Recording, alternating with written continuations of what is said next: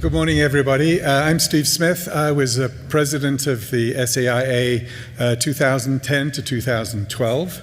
And so first of all, I'd just like to thank Matt again for his presentation. Thank you, Matt.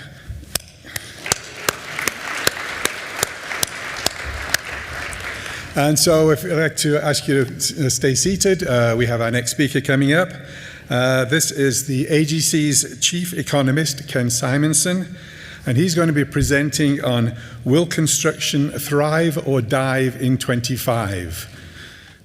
Sounds a little bit like my son's graduation at high school. He was 09 so fine. Anyway, Ken Simonson has been the chief economist for the Associated General Contractors of America, the leading trade association for the construction industry since 2001. He provides insight into the economy and what it implies for construction and related industries through frequent media interviews, presentations, and the Data Digest, his weekly one-page e-newsletter that goes to over 50,000 subscribers. Ken has more than 40 years of experience analyzing, advocating, and communicating about economic and tax issues. He currently serves as liaison to the Census Bureau's Construction Data Modernization Working Group. He's a fellow and past president of the National Association of Business Economics, and he is co-founder of the Tax Economics Forum, a professional meeting group that he co-founded in 1982. Ken has a BA in economics from the University of Chicago and an MBA in economics from Northwestern University. Ladies and gentlemen, Ken Simonson.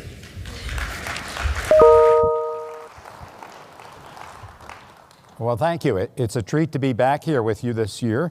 And I do have some good news. Now, if it were all good news, I think you wouldn't believe me. So let's say construction will partially thrive. Parts of it are already diving. But I think on net, the year is going to be positive. But I must say it's off to a rough start with twin blows from the massive damage in the Southeast. And yesterday, the strike that nobody knows how long that's going to last, affecting some of your shipments of steel, of scaffolding, of other materials. And so I do think you're going to, many of you, have a rough October at a minimum, but hopefully smoother times after that.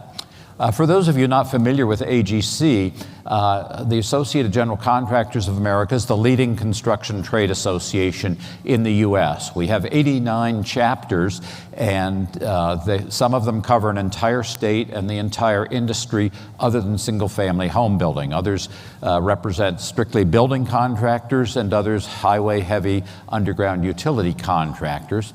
Collectively, 28,000 member companies, including GCs, specialty trade contractors and subcontractors, like I hope some of you, and certainly the suppliers of equipment, goods, and services. So if you're not yet involved with AGC, go to agc.org, see where the nearest chapter is, and contact them. I think you'll find a wealth of resources there. Well, enough of the ad. Let me get on to what I see happening with construction labor, materials cost and availability, and that's a situation that's gotten a lot harder to predict right now, and then where I see different segments of the industry going. So this slide shows figures that we'll get an update on Friday morning. This comes as part of the National Employment Report. And in fact, the green line does show that headline figure, the year-over-year change in total non-farm payroll employment. And by the way, I'll be updating these slides Friday to incorporate those September numbers. Be glad to send anybody the full set of updated slides. I'll make them available to the SAIA staff also, but do feel free to email me if you want the slides, and also my weekly Data Digest. So the green line shows that going back to January of 2022, employment was rising at a 5% year-over-year rate, extraordinarily strong given that population growth is well under 1%. But this was a rebound from the pandemic, all of the shutdown, the so-called Great Resignation, and since then that growth in employment has steadily tapered off. So the latest figure showed a year-over-year change of 1.5%. Well, the Bureau of Labor Statistics, BLS, reports on 5 segments of the construction industry. Here I've consolidated those into 2.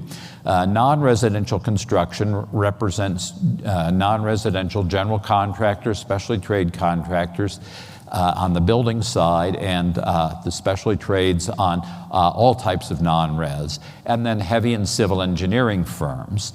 And the blue line is home builders and general contractors doing mainly multifamily projects, and specialty trade contractors, subs who are working either on new homes or additions and renovations to existing homes. And what I find striking on this is 2 things. First, on the residential side, in spite of the huge drop-off in single-family home building once the Fed started raising rates in 2022, the employment continued to match pretty well with the total non-farm payroll employment. Now things have reversed a little. We're seeing a lot of multifamily projects finish up. The financing isn't there to get new projects, but single family is beginning to recover. And again, residential construction is holding on and growing a little faster than the broader measure of non-farm payroll employment. But the other striking thing is that non-residential construction employment has been running very hot. In the latest 12 months, up 3.5%, more than twice as much as for total non-farm payroll employment. I'll credit Matt with helping you all find some workers, but clearly there's a lot else that's drawing people into non-residential construction. And in fact, it's happening all over the country. We get figures about 2 weeks after the national employment report on construction employment at the state level and then at the metro level. And AGC ranks all the states and DC by change in construction employment.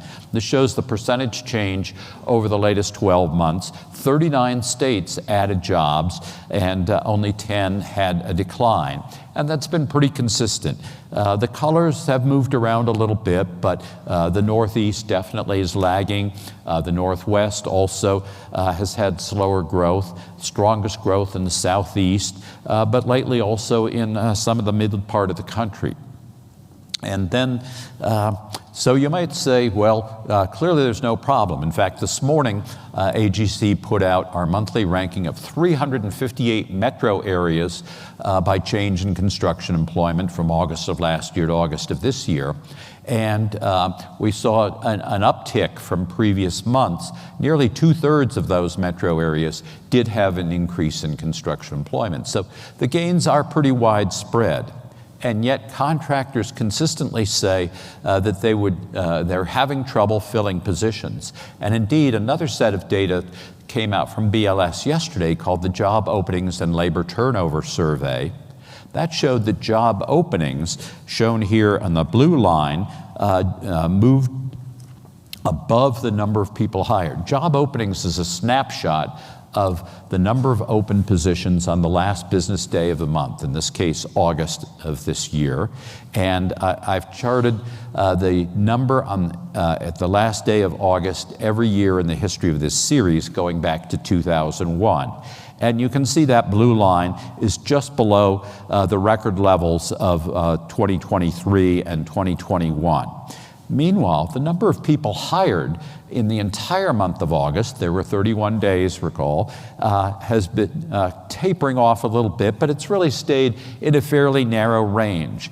And this year, the number of job openings on that single day topped the number hired during the entire month. So to me, the takeaway is the industry wants twice as many people as it's able to bring on board, even though employment has been growing at twice the rate of other industries. Another sign that the industry is still thriving is layoffs and discharges. When companies are finding their book of business shrinking, they are willing to let people go at the end of a project. Not so right now. Layoffs and discharges running at the second lowest rate for August in the history of this series, and dipped from last year.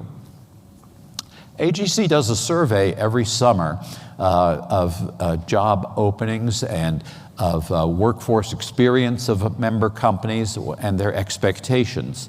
Here are just a couple of results from it. First of all, We got almost 1,500 responses from every state in the union. So while it's not a scientific sample, it certainly represents a large part of the industry. 94% of the firms that that were looking for craft workers, directly employed craft workers, said that they had an opening on June 30th. That was up from 85% a year ago. Similarly, 79% of firms said they had an opening for salaried positions, and that was an increase from a year ago. So definitely, finding workers continues to be a big challenge. In fact, 94% of the firms that had an opening for craft workers said those positions were hard to fill, and that was also an increase from a year ago. And on the salaried side, 92% of those with an opening said it was hard to fill, again an increase. And most of the plurality of the firms said positions were even harder to fill than they had been a year ago. Now we ask about 18 separate craft positions, 18 separate salaried positions, and the results do vary. You can see harder to fill, surveyors, 10 percentage points more firms that were looking for surveyors said those positions were hard to fill than had said that a year ago. Estimating personnel, 8 percentage points more said it was harder to fill. And pipe fitters and welders, 7 percentage points harder to fill. But some positions were easier to fill. Traffic control personnel, those folks holding up the stop or slow signs on a road that's under maintenance or construction. Laborers, environmental compliance personnel. So what I think is that the easier to fill reflects what's happened in the broader community, that job openings have tapered off, hiring has slowed down. I showed you that downward trend line. And as a result, people who don't have construction or positions that don't require previous construction experience or training, there are more applicants, laborers and traffic control personnel. But positions that you need to have specialized training or on-the-job experience, and that's certainly true for surveyors and estimators and pipe fitters and welders, all of those have gotten even harder to fill. So I don't expect things to get easier for construction firms in the near future. We also probed as to why it's so hard to fill positions. 62% of the firms said that available candidates just weren't qualified, that they didn't have that experience, they didn't have a necessary credential or license, like a commercial driver's license, or perhaps something as specialized as you need for erecting scaffolding or operating a crane. But also, half the firms said that at least some of their new hires ghosted them. They failed to show up, or they'd work for a few days and then disappear. So really persistent problems. What's happened to costs? Well, construction firms are raising pay more than other firms in order to get people to come and to stay in the industry. The blue line and the black line here track two series that comes out with the employment report. It's got the unwieldy name of average hourly earnings for production and non-supervisory employees. And in construction, that would cover craft workers and also salaried workers who aren't supervisors. And BLS reports on this for non-residential building, for heavy and civil engineering, for residential building, and for specialty trade companies. And I've plotted two of those lines here. The blue line, the average hourly earnings for heavy and civil engineering workers was rising at anywhere from a 5 to 10% year-over-year rate. It tapered off just in the July figures. We'll see where it stands in August. But in general, it's been running hotter than the broader economy, where wages are now going up about 4% for this measure. For the non-residential building companies, that wage increase has been running at a 5% rate, or just under it, for close to 3 years now. And I think these trends are going to continue, that while the broader market, it's getting easier to find workers, wage increases are less, there's less job hopping happening for construction, the challenge isn't going away, and so wage increases are still in the cards. How about materials costs? Yet another series from BLS, the Producer Price Index. We'll be getting this at the end of next week, getting the September numbers. What we have here, I stopped this series in July because for these industry subsegments, that's the latest we have for the average hourly earnings. But at any rate, you can see huge volatility has happened over the last nearly 4.5 years now. This series, I've started it with the year-over-year change that was happening just before the pandemic hit in February 2020. When the pandemic hit and so much of the economy shut down for a couple of months, materials costs actually dropped. This series is called the Producer Price Index for inputs to new non-residential construction.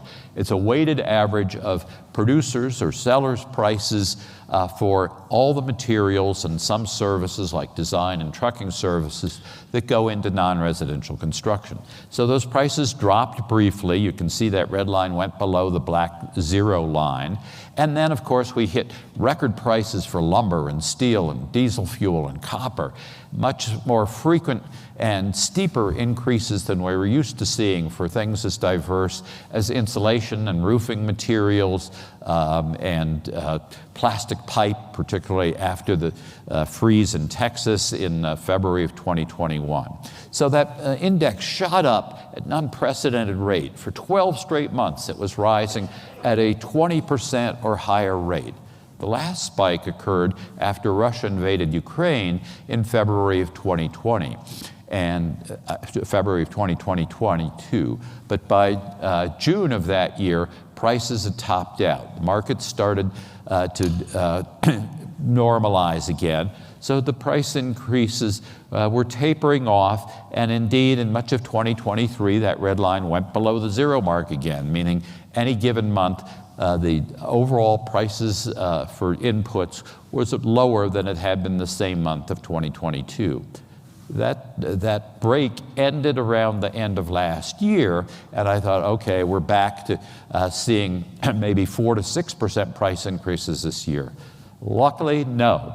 There's been plenty of supply, cooling growth of demand in many U.S. markets, certainly in Europe, and China much weaker. So all of those things mean that materials have generally been plentiful. And of course, the supply chain really did get much better. Trucking, instead of having trucks parked against the fence because there were no drivers, now trucking rates have come down. The bottlenecks at ports and railroads ended. So delivery times improved, with the big exception of transformers and switchgear. But by and large, both supply chain and materials costs calmed down until yesterday. We'll see what happens with the port strike, how much of a difference that's going to make. Certainly, it's not just your materials. Yesterday, I was talking to the chief economist of one of the biggest cement companies. They import cement and also aggregate from the Caribbean and Mexico across the Gulf of Mexico. And between the storm damage, which they were still assessing at their facilities, and now the port strike, it remains to be seen if we're suddenly going to get back to those bad old days of 2022, when I was hearing from more and more states about delays or allocations of concrete. But at any rate, for now, the only problems I've been hearing about for the last several months are with transformers, switchgear. Here are a few examples of prices that have remained volatile. Copper and brass mill shapes, following the huge roller coaster on copper futures prices, which went from $4 a pound to $5, back down to $4, just lately around $4.50. We see that from June to July, that the producer price index for copper and brass mill shapes, meaning pipe and wire and fittings, down almost 2% month over month, but up 10%, I'm sorry, that was from July to August, down 1.9%, but up 10% on a year-over-year basis. On the other hand, steel has been dropping all year long, down more than 2% last month, or in August, and then down 14% year over year. And diesel fuel also has had its ups and downs, but a strong downward trend until now. Let me switch gears and talk about what's happening with construction spending by category. We got new figures yesterday morning from the Census Bureau. And so the top line number shows a 4% increase in what they call value put in place. They ask a large sample of contractors every month to report on the spending they incurred that month on a particular project. And they put that all together to show what's going on. You may be tracking figures from Dodge Data and Analytics or Construct Connect. They'll put the entire value of a project into that report the month they think it started, and then it disappears the next month. So their figures go up and down much more than these census numbers. But at any rate, you can see, I'd call this a modest increase in construction activity. And indeed, it's at the moment pretty balanced between residential and total non-residential. But when you get into the subcategories, some big changes. You heard I'm on a task force or an informal advisory group to the Census Bureau. Big achievement, July 1st, they finally started reporting data centers. They still include it in the press release under offices and makes office construction look much healthier than it actually is. But if you're willing to really dig into the website at census.gov/construction spending and go to their historical data page and add up the numbers, you can see that within that so-called office category, data centers jumped 57% last 12 months up through August, whereas true offices where people work, or at least they used to before the pandemic, down 14%. Well, we get detail on that historical data page on over 160 subcategories of construction. I'm not going to drag you through all of those, but I wanted you to see that even within these broad categories, there can be significant differences. Again, going to the top, total construction spending, August of last year to August of this year, up 4%, private residential up 3%. That reflects a modest, very, very modest increase, almost flat change in single-family construction, up less than 1%, though I expect that to get better now that we've seen the 30-year fixed mortgage rate come down to 6% from almost 8%, and home builders can start borrowing money a little more cheaply now that the Federal Open Market Committee has begun to reduce its short-term interest rate target. I do think single-family construction will begin rising. We'll be getting up 5 to 10% next year. So I don't know if you call that thriving, but it's sure better than what we've seen in the last couple of years. But multifamily, it's the opposite. It was running at near record levels for 2 years. But as projects finally get that switch gear, those transformers, and finish up, and the keys get handed over to the landlord or the condo owners, there just isn't demand for new projects right now. In fact, one of the hottest markets, Austin, actually has had a 3% year-over-year drop in effective rents. Here in Denver, residential construction also produced a glut of new apartments, and so I don't expect to see work happening in many of the major metro areas on apartments next year. And I think this multifamily construction put in place figure will continue to taper off through 2025. Non-residential construction, reasonably balanced between private and public. Public certainly doing better. Now, when you look at 2023 compared to 2022, interestingly, there was coincidentally an 18% increase in both of these segments and in multifamily. So things are really starting to diverge. They've slowed down overall, but not as much on the public side. Putting together the public and private, I've listed on the bullet points here the non-residential segments in descending order of August 2024 spending, and the subcategories also in descending order. Manufacturing is by far the biggest non-residential category. And within that, what the census calls computer, electronic, and electric manufacturing construction is still running at a very hot rate. It has tapered off somewhat. Those semiconductor fabs that are happening around Phoenix and Austin, Columbus, Ohio, major projects also in Boise and Lehigh, Utah, upstate New York, Hillsboro, Oregon. All of those certainly have had their challenges getting the materials, finding enough labor. So they are growing at a somewhat slower pace, but that's still the largest subcategory. Now, the transportation equipment category, that covers the giant EV factories and battery factories that are being built, as well as some retooling to produce more hybrid vehicles. But I think we're seeing some major pullback by those manufacturers as they realize demand for electric vehicles isn't as hot as they expected. So I think while that's the fastest growing category in the latest 12 months, we'll see much less growth in that subcategory in 2025.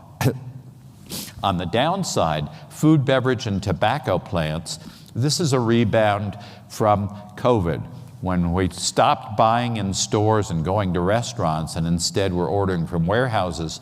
Those manufacturers had to quickly shift to producing different sizes, different quantities of packaging and so forth. So there was some plant construction or renovation, expansion and so forth, and now that has gone away.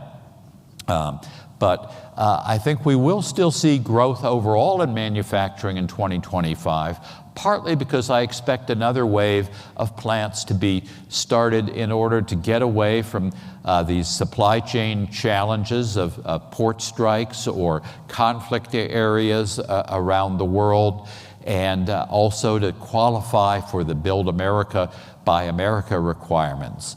And then for new types of manufacturing, such as so-called blue hydrogen or green hydrogen or other renewable energy-related manufacturing. So I think that manufacturing will clearly stay as the #1 category in size and still have a hefty growth rate, probably not as much as 18%, but I would call it thriving. Power construction also clearly thriving. Solar projects and utility scale battery storage, big growth areas. Transmission lines, huge need for them, willingness to build them, a lot of challenge getting the right-of-way and the regulatory approval. Hard to predict when those will show up, but definitely a growth area. But wind, not so good. Much harder to get the financing, the approvals, and the ships for the offshore wind. So again, within power, you'll see different types of growth, different market niches.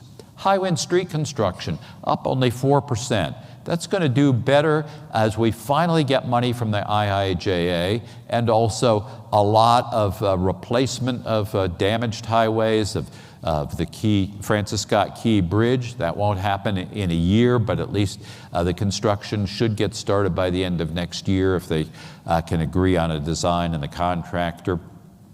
So that category of construction should grow even faster.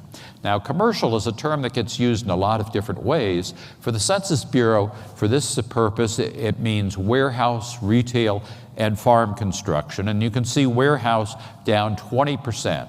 That was the hottest growing category in 2020 up to 2022. And then in April 2022, Amazon suddenly said, wait a minute, we don't see the need for nearly as much space. We're going to sell or sublease 10 million square feet. We're going to halt construction or cancel construction on a lot of projects. Other retailers followed suit. The warehouse market is actually kind of fragmented. The million square footers, those are not happening now, but there's still demand for updating and replacing small, obsolete warehouses, for building warehouses near some of these new manufacturing plants, and temperature-controlled storage also looks like a growth area. So warehouse on the whole will be negative again next year, not as dire, and some good niches. Education construction. positive slightly on primary, secondary, strong on higher ed. But again, I think that's a post-COVID effect. That when universities had to shut down abruptly in March of 2020, they put on hold their capital campaigns and projects. They've resumed those, but meanwhile, the longer-term trend is fewer high school grads, fewer of those going to college, fewer adults coming back to get a new degree or certificate, whether at a community college or university, because it's so much easier with 4% unemployment to get a job right away if you want to change fields. And fewer foreign students coming, and they were typically full-pay students. So the outlook for many small colleges is they just aren't going to have enough students to keep their doors open. We've already seen some closures or consolidations. And universities are ditching some of their less popular departments or degree programs. So less construction ahead at the higher ed level. School districts, though, they've benefited from the rise in property values that feeds into property taxes, the addition of more housing to the tax rolls. So I do think a modest improvement in spending on schools at the K through 12 level. Office, as I discussed, huge difference between data center. Demand for data centers, while it's already up 57% year over year, I don't think that can be repeated, but I do expect strong double-digit growth again, whereas private office, the vacancy rates just get worse and worse, so I don't see any improvement happening on the private office side. Transportation is a mix of modes and of public and private spending. A lot of airport projects happening around the country, a lot more rail coming if you're into that niche, whether it's Amtrak, whether it looks like we're finally going to actually see some largely privately funded and built high-speed rail from Las Vegas to Los Angeles County, and also huge tunnel projects and the Gateway project from New York to New Jersey and Baltimore. So that piece will be growing, but mass transit, all the systems are really underwater. Well, not literally, thank goodness, but they're certainly having financial problems. So I think transit construction generally will be lower. Certainly a lot happening with sound transit in the Puget Sound area, LA Metro getting ready for the Olympics, some rebuilding happening on Chicago Metro or CTA systems, the BART system, but much less nationally than we'd seen. Healthcare, up at the moment, the hospital side, down on the medical building side, but I think more care will be delivered outside of hospitals over the years to come through specialized clinics and treatment centers. And so I think more of the growth will happen medical offices and special care facilities. Then I've crowded across the bottom the smallest categories of these, sewage and waste water supply, doing very well thanks to money from the Infrastructure Investment and Jobs Act. More of that will be coming. Perhaps we'll finally hit broadband internet and also a lot of Corps of Engineers projects. One last look at the difference between data centers and private office. You can see data centers climbing off the top of the chart, whereas office excluding data centers in blue falling off the bottom of the chart. I think that'll continue. Well, let me wrap it up. First, that I'm an incurable optimist, or maybe I'm curable, but I haven't been cured yet. I still think the economy will be growing next year. And with it, more demand for construction overall, but also more divergence. Certainly nothing like the 18% growth I mentioned a year ago in multifamily, public and private non-res. Instead, multifamily sinking fast, single family making up the difference on the residential side, multifamily warehouse and office continuing to decline sharply. But the non-residential will still grow overall because of data centers, power construction, at least on solar and battery storage and perhaps on transformers, several kinds of manufacturing construction, and then other categories of infrastructure showing up to a greater extent than we've had in the last 3 years.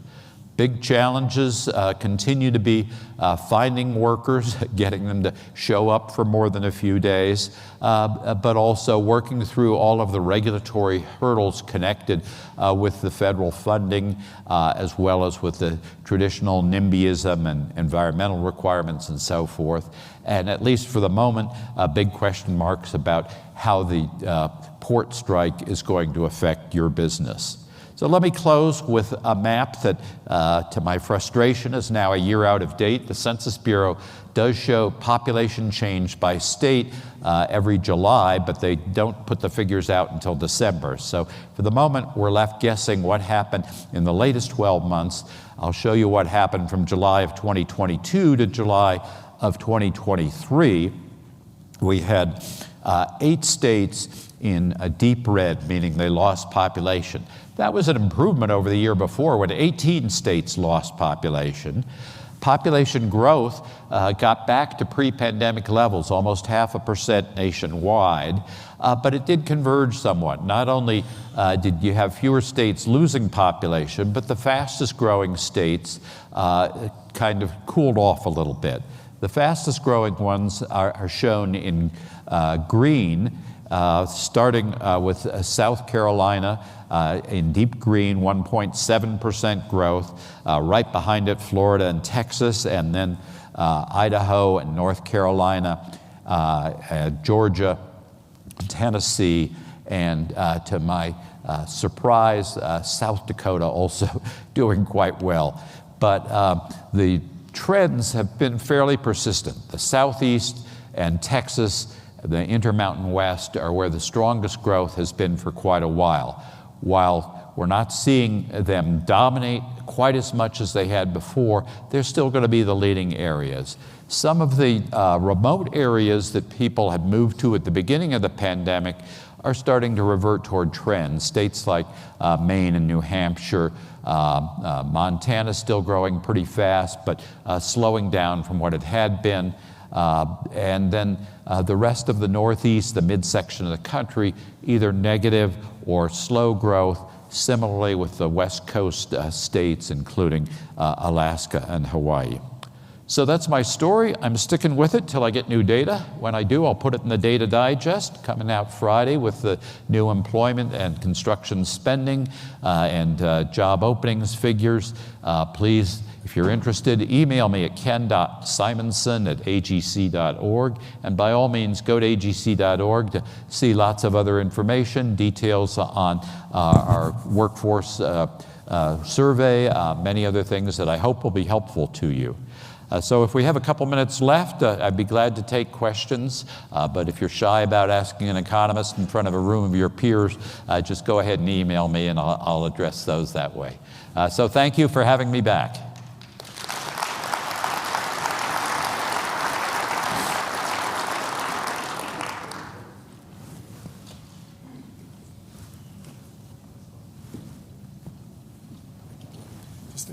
Okay, thanks, Stephen. Do we have any questions for Ken? Do we have the roving microphone at all? Yeah. The microphone box. The box there, the microphone box.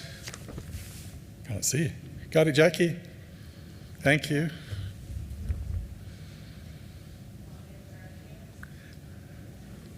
Oh, you can't see, can you?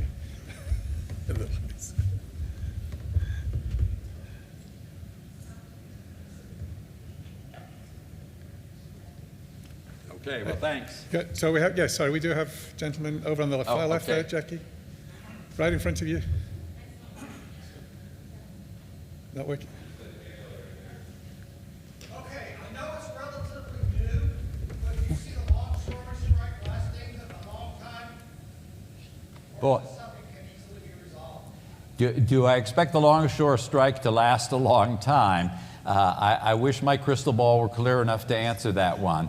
It's always been a very tough union in terms of holding firm, and I think their leader has made it clear that he's not about to give in. He wants to make sure that automation doesn't replace some of his workers in a few years, and The port employers or the maritime representatives, they're just as determined. So at the moment, I think most people are hoping, at least most of industry, and AGC signed on to a letter along with over 200 other associations yesterday, urging that the parties get to the bargaining table, if necessary, with the administration forcing a cooling off period. But President Biden, I think, is going to hold firm against ordering that, and the union has threatened to work to rule if they are forced to go back to work,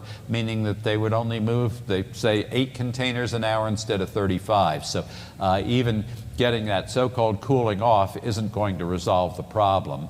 And the longer it goes on, the more things pile up. I don't know if we'll get to the 108 ships that we saw off the coast of Los Angeles and Long Beach 3 years ago, but it's going to take a long time to unwind this. Now, fortunately, we don't have the same bottlenecks in trucking or rail that we had then, so at least freight should be able to move off the docks once they do get unloaded, but it sounds like it'll be a much slower process. So I must say, while I'm an optimist about many things, not about this. Anybody else want to shout it out? Yeah, go. Yep. Go ahead.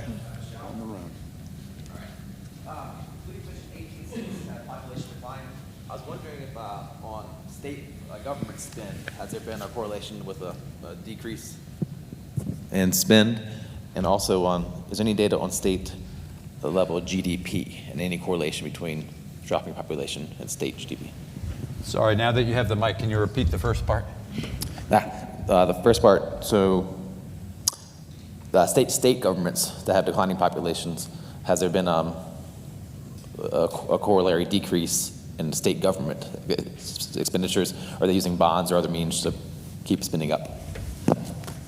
Well, the various relief bills that passed in 2020 and 2021 not only helped businesses with the PPP for keeping employees on, and the employee retention tax credit, many other forms of relief, but huge hundreds of billions of dollars helped state and local governments avoid the cutbacks that usually happen during a recession and afterwards. So state and local spending has actually grown at a substantial rate, and a lot of that, while the federal legislation didn't target construction, because states have balanced budget requirements, the fact that they were able to use that money in various ways meant that their infrastructure and other construction projects didn't have to get delayed or put on hold. So a lot of the growth that I showed on the infrastructure and education categories has been at the state level. I think now states still are in pretty good fiscal shape, by and large running surpluses, not all of them. Maryland, for instance, the governor announced he was cutting back on their transportation funding for the next several years, but by and large still in good shape with a relatively low unemployment level.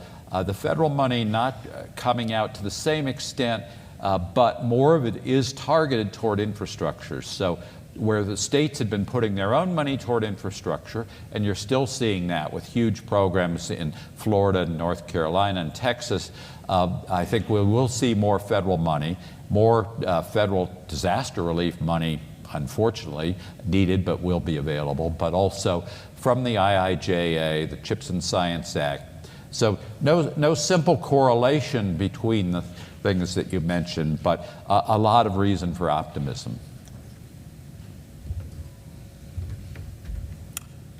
Okay, thanks. Well, thank you very much indeed, Ken. Thank you.